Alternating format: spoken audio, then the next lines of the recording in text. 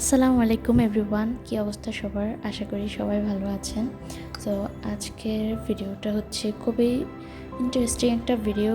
মানে আজকের ভিডিওতে আমি দেখাবো কিভাবে একটা পুরনো ক্যানভাসকে আবার নতুন করে পেইন্ট করা যায়।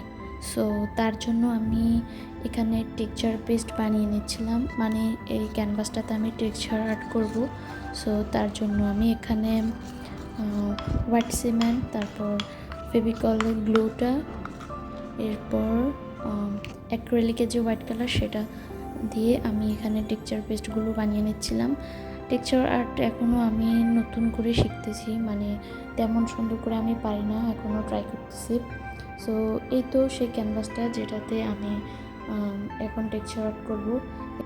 ফার্স্টে আমি এখানে যে ফ্লাওয়ারটা আঁকবো তার জন্য আমি এখানে কোনো মতো একটা মার্ক করে নিয়েছি। এরপর আমি টেক্সচার পেস্ট দিয়ে পুরো ফ্লাওয়ারটাকে রান করে নিচ্ছিলাম। তো কোনো মতে আমি এখানে টেক্সচার পেস্ট দিয়ে ফ্লাওয়ারটাতে চারপাশে রাউন্ড করে নিয়েছি। আমি এখনও টেক্সচার পেন্টিংগুলো ভালোভাবে পারি না, আর ভিডিও করতে গিয়ে আমি ওই পেস্টগুলো সুন্দরভাবে লাগাতেও পারি। তো যাই হোক, এখানে আমি পুরো ফ্লাওয়ারটাতে টেক্সচার পেস্ট দিয়ে রান করে নিয়েছি। মই নিয়ে এটা একটু একটু শুকানোর পর আমি এটাকে ব্রাশ দিয়ে আবার সুন্দর করে পাপড়ির শেপগুলো করে নিচ্ছিলাম। মূলত এই টেক্সচার আর্টগুলো ভিডিওতে দেখলে যতটা ইজি মনে হয় ততটা ইজি না। মানে আমি এখন অ্যাক্রিলিক কালার করা পেন্টিংগুলো এখন খুবই কম করা হয়। আমার কাছে টেক্সচারের পেন্টিংগুলো খুবই ভালো লাগে। যখন ভিডিও দেখি মনে হয় যে মানে আমি এটা পারবো, ওটা পারবো, মানে কতগুলা যে ভিডিও সেভ করে রাখছি, স্ক্রিনশট নিয়ে রাখছে, মানে তার হিসাব নাই। সো করতে গেলে তখন আসলে বোঝা যায় যে এগুলো আসলে এত ইজি না। আসলে একটা কাজ যত মন দিয়ে করা হয় আর যত করা হয়, যত প্র্যাকটিস করা হয়, ততই সেই কাজটা সুন্দর হয়। সো টেক্সচার আর্টের এই কাজগুলো আমি এখনও মাত্র করতেছি, মানে তেমন একটা প্রো না আর কি। সো এখানে পুরো টেক্সচারটা করার পর আমি ব্যাকগ্রাউন্ডের ব্ল্যাক কালারটাকে আরও সুন্দর করে নতুন করে আমি পুরো ক্যানভাসটাতে কালার করে নিয়েছি। এরপর ব্রাশ দিয়ে আমি এই পেস্টগুলোকে আরও মসৃণ করে নিয়েছি। সো এটা শুকানোর পর আমি এটাতে এখন কালার করব। আর কালারের কম্বিনেশনটা আমি ব্ল্যাক কালারের সাথে হোয়াইট কালার আর গোল্ডেন কালারের কম্বিনেশনটা রেখেছি।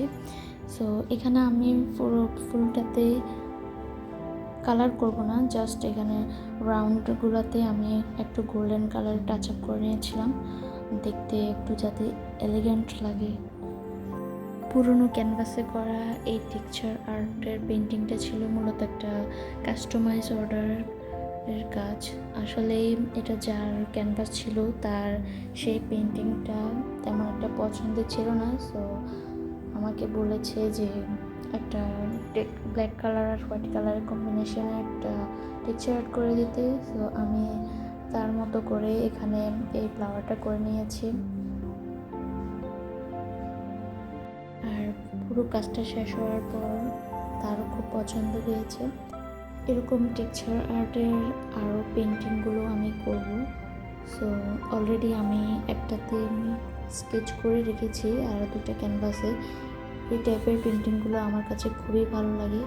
আপনাদের কাছে কেমন লাগে আমাকে কমেন্ট করে আপনাদের মতামতটা জানাতে পারেন।